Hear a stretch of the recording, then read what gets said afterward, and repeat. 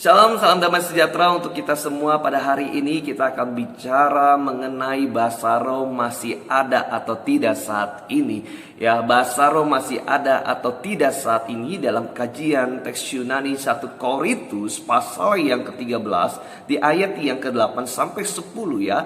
1 Korintus pasal yang ke-13 ayat 8 sampai 10. Nah, ayat ini seringkali menjadi sebuah perdebatan, maka hari ini kita mau pelajari apakah bahasa roh masih ada atau tidak dalam kajian teks Yunani. Saya akan bacakan pada Bapak Ibu dikasih Tuhan di dalam 1 Korintus pasal yang ke-13 di ayat yang ke-8 sampai 10. Demikian firman Tuhan mengatakan, kasih tidak berkesudahan, nubuat akan berakhir, bahasa roh akan berhenti, pengetahuan akan lenyap. Sebab pengetahuan kita tidak lengkap dan nubuat kita tidak sempurna. Perhatikan di ayat 10 yang menjadi penggalian kita di dalam teks Yunani. Tetapi jika yang sempurna tiba, maka yang tidak sempurna itu akan lenyap. Nah, seringkali ya ayat 10 ini menjadi sebuah perdebatan. Ya, kenapa? Karena ada dua paham yang terjadi. Yang pertama, mereka menganggap bahwa bahasa roh sudah tidak ada karena sudah ada Alkitab. Ya.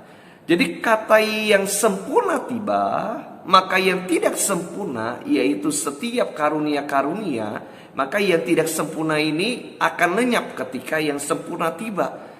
Nah, penafsir yang pertama, pemahaman yang pertama, mereka mengatakan bahwa yang sempurna tiba itu adalah Alkitab dengan dasar kata teleon. Ya, dalam bahasa Yunaninya sempurna itu teleon dalam 1 Korintus 13 ayat 10. Nah, mereka menganggap bahwa teleon ini mengarah pada benda karena punya gendernya neuter.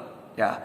Jadi mereka menganggap bahwa ketika Alkitab ada sudah dikanonisasi, maka setiap karunia-karunia akan lenyap. Nah, itu pemahaman yang pertama. Maka mereka tidak percaya tentang bahasa roh, mereka tidak percaya tentang karunia-karunia. Kenapa? Karena Alkitab sudah dinubuatkan, Alkitab sudah dikanonisasi. Maka yang tidak sempurna, yaitu karunia-karunia termasuk bahasa roh, sudah lenyap, tidak ada. Nah, mereka menggunakan kata teks Yunani teleon, sempurna, ya, menunjuk kepada kata benda karena neuternya, kata gendernya neuter, mengarah pada benda. Nah, benda yang dimaksud bagi mereka yaitu Alkitab.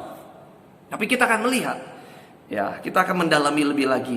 Nah, paham yang kedua, bahwa kata yang sempurna tiba itu mengenai kedatangan Yesus Kristus. Ya, ketika Yesus datang ke dunia menjemput orang-orang percaya, maka setiap karunia sudah tidak ada lagi karena Yesus sudah datang.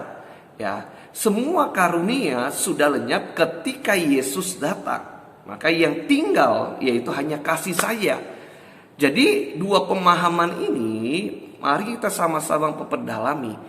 Ya. Nah, kenapa saya mengatakan bahwa 1 Korintus 13 di ayat yang ke-10 sebenarnya menuju kepada kedatangan Yesus Kristus, bukan bicara tentang kedatangan Alkitab. Ya. Jadi kata yang sempurna tiba ini bukan menuju pada kata Alkitab, bukan menuju kepada Alkitab. Tapi kata sempurna yang tiba ini menunjuk pada kedatangan Tuhan Yesus. Maka ketika Yesus datang, maka setiap karunia sudah tidak berlaku lagi. Maka hanya tinggallah satu, yaitu kasih akan tinggal selama-lamanya. Sampai Yesus datang, sampai di dalam kerajaan Allah, kasih akan tinggal tetap. Nah, kenapa saya mengatakan bahwa kata sempurna ini tidak mengarah kepada Alkitab, ya, sehingga kalau mengarah pada Alkitab kan berarti mereka menganggap bahwa bahasa roh dan karunia sudah tidak ada. Karena kata neuter dalam bahasa Yunani tidak selalu mengarah kata benda. Ya, perhatikan ini baik-baik. Anda seorang teologi, Anda seorang yang mengerti bahasa Yunani, ya, Anda tidak bisa mengecap semua gender neuter mengarah pada benda. Kenapa? Saya akan membuktikan bahwa tidak semua kata gender neuter ini mengarah pada benda. Contohnya, ketika kita buka dalam Efesus 6 di ayat 17, ada kata makairan. Ya. Nah, kata makairan ini yaitu sebenarnya mengarah kepada pedang. Ya. kata pedang ini tidak menggunakan kata gender neutral. Ya, justru menggunakan dalam gender feminim. Kan kalau dalam Yunani itu ada 3 gender. Ada maskulin, feminim, ada neuter. Ya, jadi neuter selalu mengarah pada benda.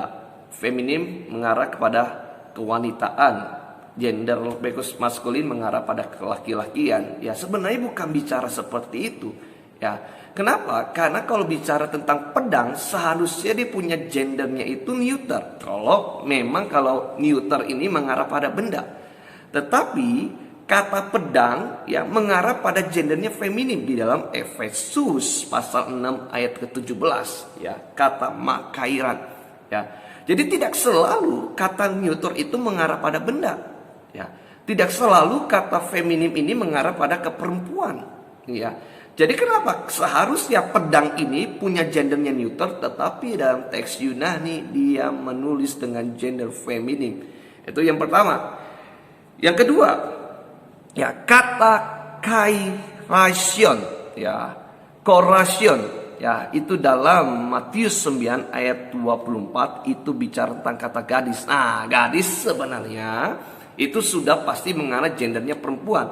Seharusnya kata coration ini punya gender itu feminim. Tetapi tidak ditulis dalam Matius pasal 9 ayat 12 punya gendernya feminim. Justru ya, gadis ini punya gendernya yaitu neuter, mengarah pada benda. Nah, ini yang perlu kita perhatikan baik-baik ya. Maka seorang teologi yang seakan-akan dia pakai bahasa Yunani, oh ini kata teleon, ini kata neuter, ini mengarah pada benda. Benda itu mengarah siapa? Alkitab, ya. Nah, padahal tidak semua kata neuter ini mengarah pada benda. Contohnya apa? Neuter pun juga dimasukkan dengan kata coration, ya. Gadis kita tahu, ya, jenisnya itu feminim, wanita. Tapi kenapa Matius 9 ayat 24 menulis dengan gender neuter? Nah, jadi perhatikan baik-baik, maka 1 Korintus 13 ayat 10 tidak berbicara mengenai kedatangan Alkitab. Maka bicara tentang yang sempurna tiba, maka yang tidak sempurna akan lenyap.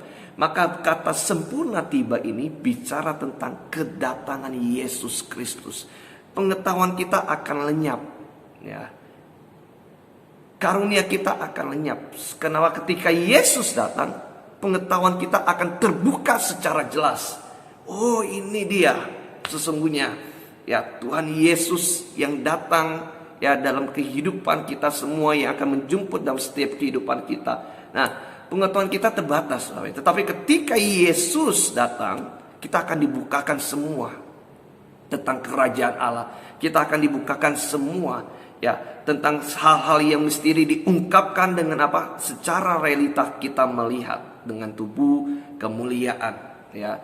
Jadi ya, kata 1 Korintus 13 di ayat yang ke-10 tidak mengarah kepada kata Alkitab, bukan mengarah pada benda, ya. Jadi kata yang sempurna tiba bicara tentang Yesus Kristus datang, maka yang tidak sempurna akan lenyap, yaitu setiap karunia dan termasuk bahasa roh. Tapi ketika Yesus belum datang, maka bahasa roh masih ada. Maka ketika Yesus belum datang, dia belum datang, maka karunia-karunia masih berlaku di tubuh Kristus, ya. Maka hari ini, maka di dalam teks Yunani menyatakan bahwa bahasa roh masih ada sampai sekarang. Sampai kapan akan berakhir bahasa roh? Sampai kedatangan Tuhan Yesus kembali. Nah, ini saya Bapak Ibu dikasih Tuhan, saya mau perjelaskan secara langsung untuk menjawab setiap para teolog-teolog yang mengatakan bahasa roh sudah tidak ada karena kata 1 Korintus 13 ayat 10 mengarah pada neuter, kata benda, kata sempurna, itu adalah Alkitab. Saya bilang ini bukan Alkitab, ya, tetapi ini bicara tentang kedatangan Yesus. Jadi jikalau yang sempurna tiba ketika Yesus datang, maka yang tidak sempurna itu setiap karunia-karunia akan lenyap. Jadi sebelum Yesus datang, maka karunia-karunia masih berlaku di tubuh Kristus, di setiap gereja-gereja Tuhan, termasuk karunia Basaro. Kiranya Tuhan Yesus berkati. Ya, sampai jumpa di episode selanjutnya. Tuhan berkati kita semua. Haleluya. Amin.